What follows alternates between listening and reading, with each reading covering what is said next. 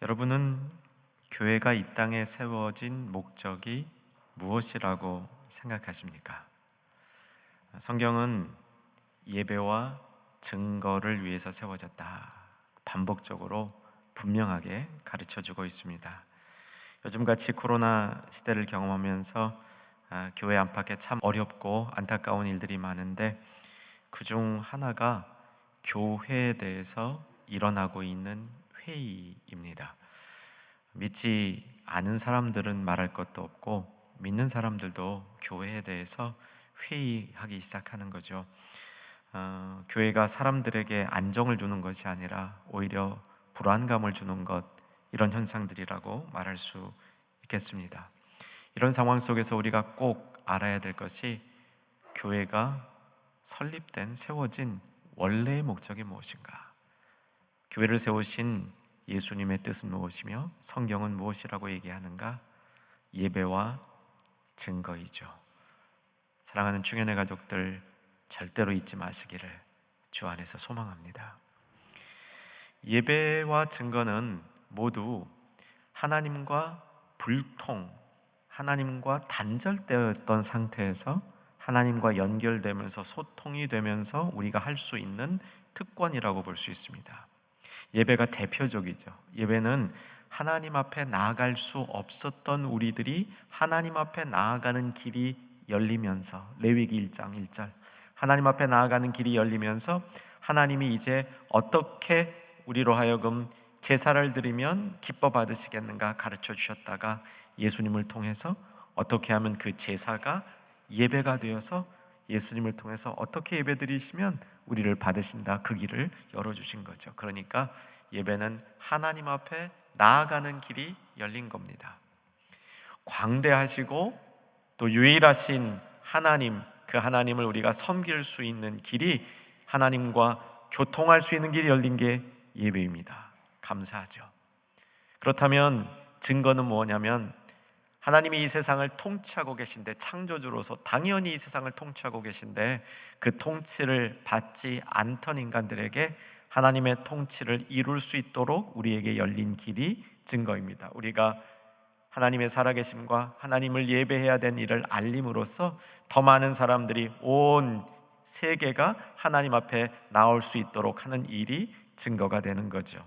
사실 예배와 증거는 서로 맞물려 있다, 이렇게 볼 수도 있는 겁니다. 오늘은 교회의 두 가지 중요한 목적 중에서 두 번째, 증거에만 집중하려고 합니다. 증거는 크게 세 가지 영역이 있는데, 믿지 않는 사람들에게 하는 증거가 있고 믿는 사람들에게 하는 증거가 있습니다. 믿는 사람들도 잘 세워져야 되기 때문에 말씀이 증거되어야 되고 우리의 신앙이 증거되어져야 하는 것이죠. 제가 하는 일이 말씀 증거인데, 저는 주로 믿는 성도들에게 증거하는 일을 담당하고 있다 볼 수 있겠습니다.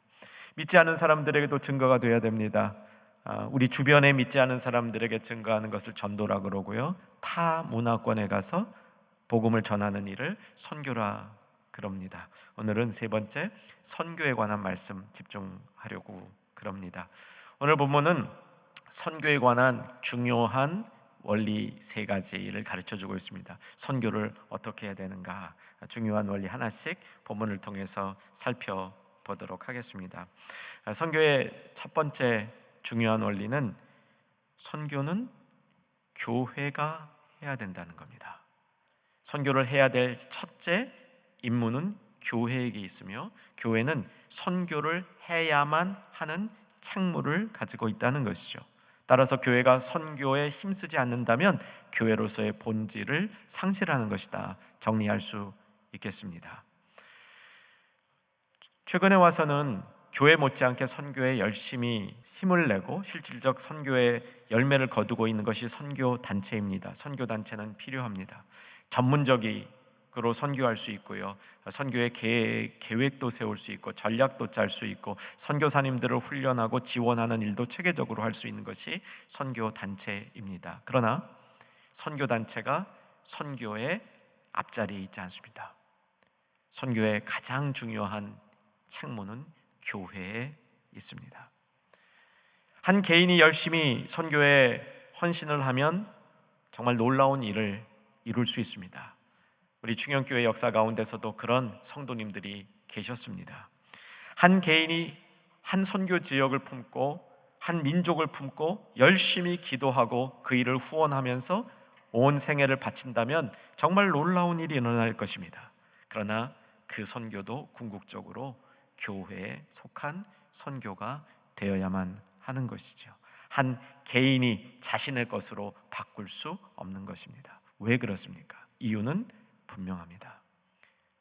선교의 목적은 선교지에 예배를 세우는 것이기 때문에 그렇습니다. 그 예배를 통해서 교회를 세우는 것이죠. 그저 제자 몇 명 양육하는 것, 그 사회에 필요한 기관을 만들어 운영하는 것, 좋은 질의 교육을 제공하는 것, 여기서 끝나는 것이 아닙니다. 선교의 목적은 예배가 세워지는 것이죠. 예배가 세워져서 그 예배를 통해서 은혜 받는 사람들이 또 다른 제자로 증거되어서 교회가 든든하게 세워지는 것이 선교의 목적입니다. 그렇다면 교회는 교회가 세워야 됩니다. 교회가 교회를 낳습니다. 선교단체는 교회를 낳는 것이 쉽지 않습니다. 개인은 교회를 낳는 것이 여간 수고로운 일이 아닙니다. 하나님의 일반 원칙은 교회가 교회를 낳도록 하셨다는 것이죠. 그래서 선교는 교회가 하는 것이다. 성경적인 결론이죠. 오늘 본문의 시작은 선교를 감당하기 위해서 하나님이 특별히 세운 교회, 그 이름을 알려줌으로 오늘 본문이 시작이 됩니다. 사도행전 13장이죠. 사도행전 13장 1절입니다. 1절 처음 두 단어가 안디옥 교회에 이렇게 되어 있습니다. 안디옥 교회가 선교를 위해서 세움받은 교회라는 것이죠. 예루살렘 교회와 구별되어지고 있다, 그런 뜻입니다. 바로 앞장까지 예루살렘 교회에 대한 이야기를 다루었는데 13장으로 넘어오면서 안디옥 교회가 이제 그 초점 가운데 있게 되는 겁니다. 왜? 선교를 담당하는 교회이기 때문인 것이죠. 안디옥 교회는 그야말로 안디옥이라는 도시에 세워졌습니다. 이제 여러분 아실 겁니다. 예루살렘보다 안디옥이 훨씬 큰 도시였습니다. 비교할 수 없을 정도로 훨씬 큰 도시였습니다. 안디옥은 당시 로마 제국에서 세 번째 안에 들어가는 대도시 중에 대도시였고요. 거기에 교회가 세워졌다는 것은 이제 교회가 세계화된다는 겁니다. 땅 끝까지 복음을 전할 수 있는 모체가 된다, 그런 의미를 담고 있는 것이죠. 예루살렘에 있었을 때에는 유대인들 중심의 교회였습니다. 그래서 믿음의 어떤 연조라든가 안정성에 있어서는, 권위에 있어서는 좋았지만 탄력성과 수용성에 있어서 전 세계적인 이 교회를 설립하려면, 땅 끝까지 선교를 하려면 이 세상의 중심지에 모든 문화를 품을 수 있는 곳에 교회가 세워져야 했던 것이죠. 여러분, 예루살렘에 있던 교회의 특징 중에 하나는요, 별로 좋은 특징은 아닙니다. 유대인들은 예수님을 믿어도 자신의 삶에 있어서 크게 변화되는 게 없었습니다. 그저 먹을 거는 먹고 먹지 않을 음식은 유대인의 법에 따라 안 먹었고요, 절기 그대로 지키고 살았고, 그래서 외형적으로는 예수님을 믿는 사람과 그저 유대교 안에 있던 사람이 크게 차이가 드러나지 않았습니다. 그런데 안디옥에 가니까 이방 문화 가운데 있다 보니까 예수 믿는 사람들이 독특하게 드러났던 겁니다. 확연하게 구별이 되었던 것이죠. 우리나라에도 여러 가지 교회가 참 왕성했던 여러 가지 모습으로 그런 이제 그 시기들을 돌이켜 보면 이런 일들도 우리 서울에도 종종 있었죠. 이제 어떤 교회들에게는 새벽마다 젊은이들이 그냥 수천 명 모이는 거예요. 새벽 기도회. 또 그걸 그냥 매일같이 아침 이렇게 지어주는 권사님들의 봉사도 있었고요. 이 젊은이들이 새벽에 교회 가기 위해서 학교에서, 다른 애들은 다 저녁에 저녁 문화를 즐기는데 일찍 집에 가서 자는 거예요. 걔네들 때문에 이게 도대체 뭐야 하는 이런 독특성이 드러났던 시기도 있었습니다. 안디옥 교회의 모습이 그런 모습이었다, 이렇게 정리해 볼 수 있었습니다. 유독 신앙생활이 특별했기 때문에 이름도 따로 붙여졌습니다. 안디옥 교회에서 믿는 사람들이 처음으로 그리스도인이라, 예수 따르는 사람들이라, 이런 이름을 갖게 되었다, 성경이 기록하고 있는 거죠. 예루살렘 교회와 안디옥 교회의 가장 큰 차이는 선교를 했는가 안 했는가 차이였습니다. 예루살렘 교회도 엄청 부흥했습니다. 그런데 예루살렘 교회는 선교에 교회를 드리지 않았습니다. 결론이 핍박을 통해서 강제로 해산되었고 강제로 흩어진 사람들이 다니면서 복음을 전했는데 그 씨앗이 안디옥에 툭 떨어지면서 안디옥에 교회가 생긴 겁니다. 근데 이 안디옥 교회가 예루살렘 교회 못지않게 부흥을 한 겁니다. 그 이상으로 부흥한 겁니다. 근데 안디옥 교회는 그 부흥을 했을 때 자기 자신을 만족하는 일에, 교회 안에서만 훈련받고 신앙생활 잘하는 일에 만족한 것이 아니라 자신을 선교로 드리는 교회로 바꾸었다는 것이죠. 이것이 오늘 본문 말씀의 핵심이 되는 겁니다. 사랑하는 여러분, 교회는 선교를 위한 부르심이 있습니다. 선교는 교회가 하는 것입니다. 특별히 한국 교회는 선교에 대해서 각별한 태도를 가져야 합니다. 왜냐하면 1885년 개신교 선교사님들이 이 땅에 들어오신 이후 기록에 의하면 1529명 선교사님이 들어오셨다 하는데 그분들에게 진 빚이 참 많습니다. 자녀 하나 이 땅에 안 묻은 선교사가 없을 정도고요. 우리 땅에서 선교하셨던 수많은 선교사님들이 그때 흘렸던 피와 눈물, 그리고 그분들이 가졌던 열정, 그분들의 교육 배경, 이런 것들을 짚어본다면 우리는 정말 많은 빚을 지고 있는 교회라는 것이죠. 아쉬운 것은 그런 선교사님들의 선교의 땀과 수고가 일제강점기를 지나면서 교회적으로 약간 단절의 모습, 단절은 아니었죠. 밑에 숨겨져 있다가 한국전쟁 이후에 중형교회와 같이 막 부흥하는 역사 가운데 그것이 밑거름이 됐는데 사실 성도들 마음속에 그런 인식이 적다는 겁니다. 오늘 우리가 선교주의를 맞이하면서 선교는 교회가 하는 것이다, 특별히 우리 교회의 그런 사명이 더욱더 강하게 있다는 사실을 온 충현의 가족들이, 하나님의 백성들이 기억할 수 있기를 소망합니다. 첫 번째 대제를 다시 한번 정리합니다. 선교는 교회가 하는 것입니다. 그래서 안디옥 교회가 사도행전의 중심에 올라서게 된 것이죠. 두 번째, 선교는 성령님께서 주관하십니다. 선교의 주체는 성령님이신 거죠. 오늘 이 원리를 본문을 통해서 확인했으면 좋겠습니다. 2절과 3절입니다. 2절과 3절로 눈을 옮기시고 같이 한번 2절 3절 달아서 읽겠습니다. 주를 섬겨 금식할 때 성령이 이르시되 내가 불러 시키는 일을 위하여 바나바와 사울을 따로 세우라 하시니 이에 금식하며 기도하고 두 사람에게 안수하여 보내리라. 오늘 본문이 사도행전 13장입니다. 사도행전은 1장에서 12장까지를 전반부라 그러고 13장에서 끝까지를 후반부라 그럽니다. 앞부분에는 예루살렘 교회가 중심이고요, 뒷부분은 안디옥 교회에서 시작이 돼서 땅 끝까지 여러 교회들이 이제 나타나기 시작이 되는데 그 첫 자리에 안디옥 교회가 있습니다. 사도행전 전반부와 후반부가 비슷하게 시작되어진다, 이렇게 연구하는 학자들이 설명을 합니다. 사도행전 전반부의 시작이 1장 8절에서 성령이 임하시면 너희가 권능을 받고 예루살렘으로부터 여러 지역까지 내 땅 끝까지 내 증인이 되리라, 이렇게 시작하죠. 2장에 가서 오순절에 성령님이 강림하십니다. 그때 사람들이 회심하면서 교회가 형성된 거죠. 오순절에 교회가 형성된 겁니다. 성령의 강림으로.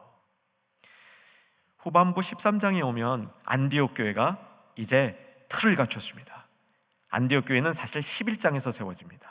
안디옥 교회가 틀을 갖췄습니다. 그런데 주님의 눈에는 안디옥 교회가 이제부터 본격적인 교회로서의 꼴을 갖추는 겁니다. 왜? 성령의 지도하심, 성령의 임재하심, 성령의 역사하심에 따라서 교회가 선교를 위하여 드려지기 시작하면서 진짜 교회로서의 존립, 목적이 나타나기 시작한다. 이것이 사도행전 전체 구조 안에서 본 본문의 의미라고 볼 수 있겠습니다. 교회가 금식하고 준비하면서 이 일을 시작하는 거죠. 성령의 역사가 있어야 시작하는 겁니다. 일부 교파에서는 사도행전의 성령의 이야기가 참 많이 나오는 것을 성령을 은사적으로 해석하는 그런 가르침도 없지 않아 있습니다. 그런데 제가 보기에는 적절한 해석이 아닌 것 같습니다. 사도행전에 성령의 참 등장이 많습니다. 그런데 사도행전에 나타나는 성령의 사역을 엄격하게 성경 안에서 조명한다면 그 성령께서 하시는 가장 중요한 일은 선교를 주도하시는 겁니다. 선교를 주도하기 위해서 사람을 변화시키는 겁니다. 선교를 주도하기 위해서 사람들에게 은사를 주는 겁니다. 선교의 새로운 지평이 열릴 때 성령께서 역사하지 아니하면 완악한 사람들의 마음이 열리지 않으니까 특별한 방법으로 선교지에서 선교를 하는 사람들을 변화시키고 강하게 만들어서 선교를 이끌어 가시는 사역을 성령께서 주도하고 계시는 것이죠. 여러분, 이 원리를 우리 마음속에 좀 잘 기억했으면 좋겠습니다. 성령께서 선교를 이끌어 가신다. 제가 이민교회를 섬기던 시절에 불어권 아프리카 지역에 좀 관심이 있었습니다. 여러분, 아프리카에 수많은 나라들이 있는데요, 그 나라들 중에 반절은 옛날에 영어를 쓰는 나라의 식민지였고요, 반절은 불어를 쓰는 나라의 식민지였습니다. 그래서 불어를 쓰는 나라들이 참 많아요. 지금도 그 선교의 이 중추적인 역할을 프랑스에서 감당할 수 있는 거죠. 불어를 사용하니까. 그래서 프랑스에 있는 선교단체 방문해서 잠시 시간을 보낸 적이 있는데, 제가 방문했던 그때가 이 선교단체가 중요한 결정을 하는 시간이었는데, 이 결정을 하는 방법이 특별했습니다. 선교단체의 중요한 리더들이 모여서요, 아침부터 성경 읽고 기도하고 성경 읽고 기도하고 성경 읽고 기도하는 겁니다. 언제까지? 그들이 구하고 있는 문제에 성령께서 답해 주실 때까지. 그게 몇 날 며칠도 간대요. 제가 있었던 때는 다음 날 이렇게 인도하심을 받았다 그러는데, 어떻게 그걸 확인하냐면 거기에 참석하고 있는 사람들이 전체가 다 동의가 돼야 돼. 전체가 다 동의가 되면 성령께서 그 일을 인도하시는 것이다. 아주 기쁘게 그렇게 결론을 내린다고 합니다. 진짜 결론이 나니까 거기 계시는 분들이 다 얼굴들이 환해지면서 이게 정말 같이 기뻐하고 같이 마음이 모여지는 그런 일을 전 간접적으로 경험을 했습니다. 물론 지금 우리나라에 있는 교회들이 그런 방식으로 온 교회가 모여서 그렇게 선교의 일을 결정할 수는 없겠습니다. 세워준 리더들이 결정을 해야 되겠죠. 그런데 그 일을 온 교우들이 같이 참여하면서 이런 한 마음이 되는, 성령께서 주동하신다는, 성령께서 주인이시라는, 성령께서 이끄신다는 이 점에 대해서 한 마음으로 마음이 모여질 수 있는 결과와 역사가 있어야 된다는 거죠. 우리 충영교회에 그런 일이 일어나기를 주 안에서 소망합니다. 그저 몇 사람이 정했으니까 따라가는 겁니다. 하던 거니까 합니다. 우리 교구의 일이니까 그냥 동참합니다가 아니라 성령께서 이 일을 이끌어 가시는 줄을 분명히 알고 성도들이 함께 가는 그런 선교가 되어야 한다는 사실이죠. 오늘 본문에서는 성령께서 주동하시는 일을 어떤 표현을 사용해서 설명하고 있냐면, 불러시키는 일을 위하여 따로 사람을 세우는 일입니다. 자, 2절을 보시면 주를 섬겨 금식할 때 성령이 이르시되, 그 다음이죠. 내가 불러시키는 일, 이겁니다. 성령께서 함께 하실 때, 성령께서 이끄실 때 그가 불러서 시키는 일이 분명히 있다는 것이죠. 이 사건은 베드로가 고넬료를 만났던 사건하고 연결해 보면 이 공통점이 많이 나타납니다. 베드로가 고넬료라는 이방 사람을 만나죠. 고넬료는 이제 군인이었고요, 전혀 다른 도시에 살고 있었고 만날 필요도 없는 그런 사람이었습니다. 참 신기해요. 성령께서 역사하시면 만날 일이 하나도 없는 사람, 그저 그냥 내 상식으로 저 사람을 왜 만나나 하는 사람도 성령께서 이렇게 연결해 주시면 만나는 겁니다. 베드로와 고넬료가 그런 사람이었어요. 도저히 만날 수 없는 사람이었죠. 그런데 만나고 나니까 둘은 만날 수밖에 없는 사람이었어요. 베드로는 복음을 전하기 위해서 온 관심이 다 거기에 있던 사람이고요, 고넬료는 복음을 듣고 싶어서 온 마음이 거기에 집중됐던 사람이니 서로 만날 수 없을 것 같은 사람들이라 할지라도 성령의 인도하심으로 딱 만나고 보니까 그 안에 폭발적인 역사가 일어났던 것이죠. 베드로가 좀 힘들었을 것 같아요. 고넬료의 집에 갈 때까지 꽤 먼 거리를 낯선 곳에 이동해야 됐고요. 고넬료가 이방인이다 보니까 베드로 입장에서는 사실 이방인들 집에 가서 그들과 식사하는 것이 굉장히 부담스러웠던, 유대법상 안 되니까 그런 상황이었을 겁니다. 그래도 성령께서 인도하셔서 베드로가 고넬료 집에 딱 갔는데, 고넬료 온 가족이 모여가지고 그 말씀을 들으려고 준비를 하는데 얼마나 열심히, 얼마나 집중해서 그 말씀을 듣는지, 스펀지와 같이 복음을 쫙 받아들이니까 역사가 안 일어날 수가 없었습니다. 그 역사가 일어났는데 성령께서 이루신 역사가 일어난 거죠. 이것은 그냥 단순히 베드로가 고넬료의 집에 가서 고넬료 가정에 은혜를 끼쳤다 이런 얘기가 아닙니다. 선교의 새로운 지평이 열려지는 역사였습니다. 이방인들도 복음을 받을 수 있다. 유대인뿐만 아니라 이방인을 향해서도 하나님의 은혜가 닫혀있지 않다. 이것을 베드로가 실제로 경험한 사건이었습니다. 한번 확인하고 가겠습니다. 사도행전 10장 35절 말씀, 사도행전 10장 35절 말씀 같이 읽겠습니다. 각 나라 중에 하나님을 경외하며 의를 행하는 사람은 다 받으시는 줄 깨달았노라. 이 사건이요, 나중에 더 중요한 일로 옮겨집니다. 오늘 선교사로 선택받은 바나바와 사울, 바울이죠. 이들이 선교를 아주 성공적으로 마치고 돌아와서 예루살렘 교회 앞에 선교 보고를 하는데 유대인들 입장에서 좀 껄끄러운 말을 하는 겁니다. 이방인들이 막 복음을 잘 받아들이니까 이들을 우리 형제로 받아들여줘야 됩니다. 그랬더니 유대인들이 조금 불편해요. 그 사건에서 베드로가 증언을 합니다. 내가 경험해봤는데, 성령께서 나한테 역사해 보셨는데 이방인 중에 하나님이 선택한 사람이 있습니다. 저들을 우리가 받아들여야 됩니다. 성령께서 그렇게 주도하시는 겁니다. 말하는 일이 일어난 거죠. 사랑하는 여러분, 성령께서 주동하시는 선교는 새로운 지평이 열리는 선교입니다. 사랑하는 여러분, 우리 충영교회에 이런 일이 있기를 사모하십시다. 성령께서 다시 우리 선교를 주동하셔서 새로운 지평을 열어주시는 역사가 꽉 막힌 것 같은 2021년을 뚫고 일어나는 역사를 사모하는 저와 여러분 되기를 주 안에서 소망합니다. 오늘 선교주의를 지키면서 중연의 온 가족들이 이 마음을 같이 품을 때 2021년의 어려움, 코로나의 장애들이 뚫리면서 하나님이 계획한, 불러 세운 새로운 일들이 일어나게 될 것을 소망 가운데 확신합니다. 오늘 충연 가족들은 선교주의를 좀 의미 있게 잘 보내셨으면 좋겠습니다. 우리가 알고 있었던, 우리가 이미 헌신하고 있었던 이런 선교 위에 하나님께서 새롭게 주시는 마음을 가지고 우리가 생각했던, 우리가 하고 있었던 그 선교의 지경이 성령님의 주동하심으로 더 넓어지는 역사가 일어나야 되겠습니다. 오늘 찬양 예배 꼭 참석해 주시기 바랍니다. 선교지에서 각 선교사님들이 또 우리에게 기도 제목을 나누는 시간들이 있습니다. 이 자리에 참석하지 못할지라도 꼭 그 실시간으로 참석해 주시기를 권합니다.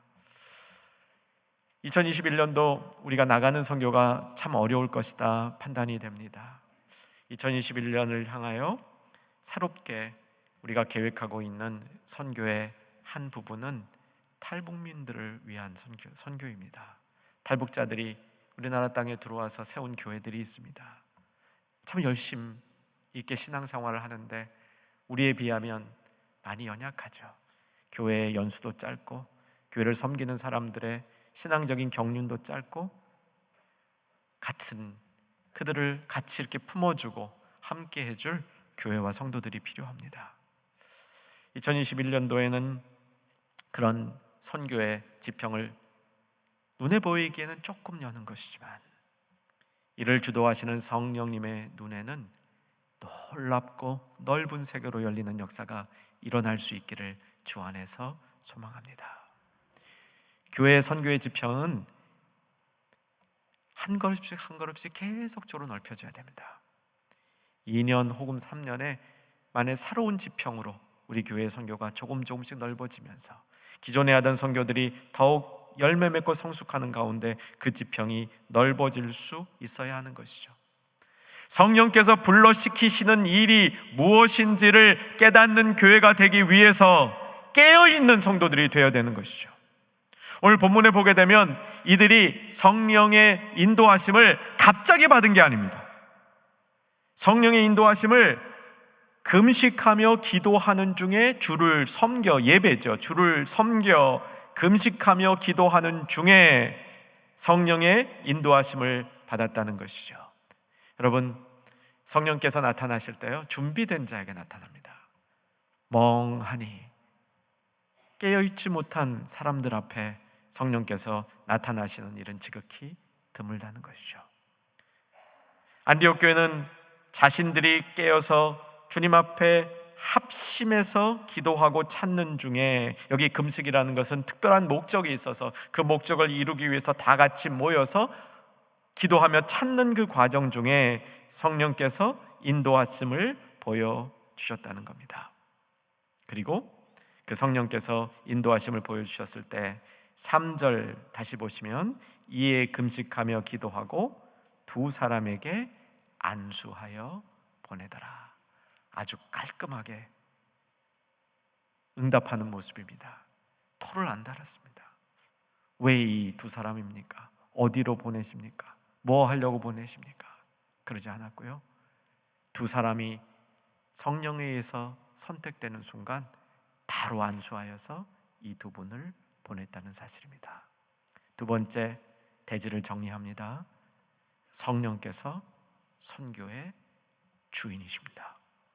선교의 주인이신 성령님을 따라가는 우리 교회의 선교가 되기를 주 안에서 소망하며 축복합니다. 세 번째는 내어주는 겁니다. 두 사도를 내보내라고 성령께서 지시하시니까 교회는 두말 없이 그 두 사도를 내보냈습니다. 이게 우리말로 읽어서 단순한데요, 원어로 보면 이 단순한 가운데 아주 독특한 맛이 있어요. 이 독특한 맛이 뭐냐면 따지지 않았다. 성령께서 하시니까 그냥 순종한다. 단순하게 그 일을 따랐다. 이런 표현이에요. 근데 내어드림이라는 건 뭐냐면 이 두 사람을 선정한 이 두 분이 이 교회에 너무 중요한 분인 거예요. 1절을 보시면 안디옥 교회가 어떻게 되어 있는지 확인할 수 있습니다. 한번 보시기 바랍니다. 1절을 보시면 안디옥 교회에 선지자들과 교사들이 있으니, 선지자들과 교사들이 안디옥 교회에 있었다. 이것도 눈여겨볼 필요가 있습니다. 예루살렘 교회에는 사도들과 장로들이 있었습니다. 굉장히 조직적이고 권위가 있고 나름 깊이가 있는 전통 교회의 모습이라고 볼 수 있겠죠. 그런데 안디옥 교회에는 사도와 장로 대신에 선지자와 교사들이 있었습니다. 선지자는 말씀을 전하는 사람, 누차 얘기했으니까 오늘 안 다루고요. 교사가 어떤 분들을 교사라 그러냐면 삶 속에서 하나님의 뜻을 발견할 수 있도록 돕는 사람이 교사입니다. 하나님의 뜻을 따라서 살아가는 일에 관해서 그것을 지도해 주는 사람들이 교사입니다. 선지자와 교사들이 있었는데 5명이 있었다라고 얘기하죠. 5명의 이름이 거명되고 있습니다. 1번 바나바, 2번 니게르라 하는 시몬, 3번 구레네 사람 루기오, 4번 분봉왕 헤롯의 젖동생 마나엔, 5번 사울. 이렇게 되어 있죠. 중간에 3명은 전에 금요 집회에서 상세히 다뤘기 때문에 금요 집회를 참고해 주시고요.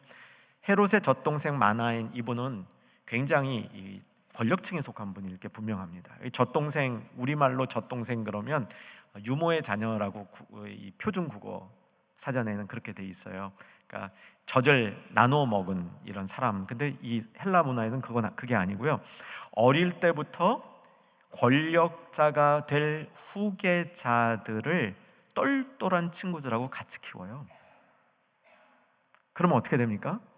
나중에 권력을 승계해서 왕이 됐을 때 어릴 때부터 같이 했던 이 친구들이 가장 측근에서 돕는 사람이 되는 겁니다.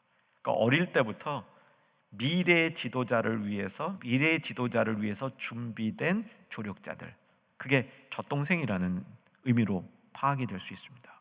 권력자였단 말이에요. 근데 이런 권력자를 내보낸 게 아니고 바나바와 사울, 바울이죠. 이 두 사람을 보내는 겁니다. 이 두 사람에게는 수식이 없어요. 왜 수식이 없는가? 니게르라는 시몬, 그 구레네 사람 루기오, 헤롯의 젖동생 마나인, 이렇게 앞에 수식이 안 붙은 것은 너무 잘 알려진 인물인 거예요. 너무 잘 알려진 인물. 안디옥 교회에 꼭 필요한 인물이었다는 겁니다. 성령께서 그 필요한 인물 둘을 내어달라고 그런 겁니다. 선교를 위해서 내어놓으라는 거예요. 교회에서 그것을 순종했다는 겁니다. 어떤 시기에는, 어떤 환경에서는 사람이 가장 중요한, 어떤 시기에 어떤 분들에게는 물질일 수 있습니다. 어떤 분들에게는 시간일 수 있습니다. 어떤 분들에게는 건강이 있을 수 있습니다. 그런데 하나님의 선교가 이루어지는 가운데 내게 소중한 것 일부를 내어놓을 수 있어야 한다는 거죠. 사랑하는 여러분, 성령이 감동받는 우리 충영 가족들 가운데 이런 마음이 성경적으로 동의되어지고, 이런 마음 가운데 마음 깊은 곳에서 나오는 동의의 아멘이 있을 수 있기를 소망합니다. 어떤 분들은 이거 좀 낭비 아닙니까? 그렇게 생각할 수 있습니다. 왜 꼭 좋은 거를 내어드려야 할까요? 이렇게 반문하는 분들도 있을 수 있습니다. 선교에 동참하는 이런 이 힘들이 일어날 때마다 그와 함께 이것이 낭비가 아닙니까? 라는 의문도 같이 일어날 수 있다는 사실이죠. 미국의 선교의 역사 가운데 잘 알려진 이야기가 여러 개 있는데, 그중 하나가 1952년에 에콰도르에 있는 와오라니, 아우카라고도 부르기도 하는 이 종족에 보내졌던 젊은 선교사 5명의 이야기입니다. 가장 대표적인 사람이 짐 엘리엇이라는 청년이었고요. 이 청년은 신실한 신앙의 가정에서 자라서 휘튼 대학교, 시카고 근방에 있죠. 휘튼 대학교라는 명문 기독교 대학을 나오게 됩니다. 학교를 다닐 때부터 선교에 마음을 두고 친구들을 결성해서 에콰도르 선교로 가기로 결정을 하고 결혼을 막 하고 에콰도르 들어가죠. 1952년에 들어갑니다. 4년 동안 열심히 준비를 해서 1956년에 이 종족 속으로 들어가게 되는데, 잘 알려진 이야기죠. 종족 속에 들어가자마자 비행기를 타고 투입이 됐는데, 투입되자마자 이 5명의 젊은이들은 그대로 거기서 원주민들에 의해서 살해를 당하죠. 순교한 겁니다. 이들의 시체가 이게 강가에 이렇게 던져져서 하류로 흘러내려갔는데, 그 사진들이 찍히면서 후방에 보고가 됐고, 이것을 보는 많은 기자들의 기사가 낭비였다, 헛된 일이었다, 이런 기사로 채워져 있었습니다. 이 사건 이후에 짐의 부인 엘리자벳 엘리엇이 남편이 죽었다는 얘기를 듣고 바로 죽은 현장에 들어갔다 나온 후에 2년을 준비해서 그 당시에 뱃속에 있었던 아이 출산을 하고 3살 난 딸과 함께 그 종족에 들어가는 이야기죠. 그 종족에 들어가서 결국은 3년 만에 자기 남편을 죽였던 그 원주민, 그 사람을 회심시키고 그 사람이 말씀의 사역자로 세워졌다는 이야기를 3년 뒤에 발표함으로써 처음에 모든 것이 낭비였다고 생각했던 많은 사람들에게 낭비가 아니라 하나님의 신령한 계획이었다, 이것을 보여주는 사건이었습니다. 여러분, 하나님 앞에 좋은 것을 드리는 게 낭비일까요? 하나님 앞에 좋은 것을 드리는 게 낭비라고 본다면 하나님이 저와 여러분을 향하여 보여주신 사랑은 낭비일 가능성이 많습니다. 하나님이 우리에게 보여준 사랑이 낭비가 아니라면 우리가 주님 앞에 내어드리는 것도 낭비가 될 수 없다는 사실을 우리가 깨달을 수 있을 겁니다. 엘리자베스 엘리엇의 이야기는 사실 거기서 끝나지 않습니다. 이 엘리자베스 엘리엇은 16년 동안 그 선교지에서 사역을 마치고 한 40살쯤 됐을 때 본국으로 돌아옵니다. 선교를 접은 거죠. 그리고 90세까지 삽니다. 사실은 그 다음 50년의 인생이 더 기가 막혀요. 첫 남편은 원주민에게 순교해서 죽고, 두 번째 재혼을 했는데 그분은 암으로 죽고, 또 재혼을 하고 90세까지 살아가는 이야기인데, 그 엘리자베스가 죽은 다음 2015년에 주님 품에 갔는데 2019년에 그분이 쭉 여기저기서 이렇게 설교했던 이야기들, 간증했던 이야기들을 묶어서 책으로 나왔습니다. 책 제목이 고통은 헛되지 않아요 라는 제목입니다. 이 책에 아주 줄거리 하나만 말씀드리고 오늘 말씀을 정리합니다. 이 책의 줄거리는 하나님이 하시는 일을 수용할 때, 그리고 나에게 생기는 여러 가지 어려운 일들을 하나님 앞에 제물로 올려드리실 때, 하나님이 그걸 제물로 받도록 할 때 인생의 여러 가지 문제들이 풀려진다는 아주 깊은 이야기입니다. 시간 관계상 제가 다 전달을 못 해드리는데 이렇게 오늘 말씀 결론을 맺고 싶습니다. 하나님 앞에 우리가 내어드릴 때 그 내어드리는 일은 그렇게 단순한 일이 아닐 수 있습니다. 그저 내가 좋아하는 것, 내가 좋은 것 하나만 드리는 것이 아니라 이것을 통해서 우리 삶의 긴 여정과 우리 삶의 많은 부분들을 정말 주님이 기뻐하시는 것으로 돌려드릴 수 있다는 사실입니다. 그래서 선교의 원리인 내어드리는 원리는 단순히 선교만을 위한 원리가 아니라 우리의 삶이 하나님 앞에 올바로 드려지는 복된 삶의 길이 될 수 있다는 겁니다. 여러분 마음에 다소의 부대낌이 있다 할지라도 자신의 것들을 내어드리며 선교를 이루었던 안디옥 교회의 모습을 보시면서 우리 교회뿐만 아니라 우리들의 삶도 그렇게 내어드리는 삶으로 향하여 조금 더 발전해 나가는 축복이 우리 가운데 있기를 소망합니다.